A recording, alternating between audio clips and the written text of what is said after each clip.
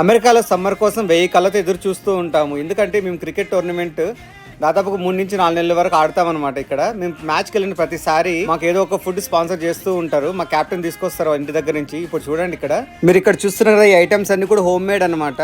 So ఇవన్నీ చూస్తుంటే మీకు ఒక మినీ బఫెట్ లాగా అనిపిస్తుంది కదా. మేమైతే చాలా బ్లెస్డ్ అనమాట. ఎందుకంటే మేము అవుట్ సైడ్ క్రికెట్ ఆడడానికి వెళ్ళినప్పుడు కూడా మాకు ఇన్ని రకాల ఐటమ్స్ అన్ని దొరుకుతున్నందుకు మేమైతే మా కెప్టెన్కి వాళ్ళ ఫ్యామిలీకి చాలా థ్యాంక్స్ చెప్పాలన్నమాట. మాకైతే ఈరోజు చాలా స్పెషల్ అనమాట. ఎందుకంటే మా టీము కంటిన్యూస్గా 5 మ్యాచ్లు గెలిచిందనమాట.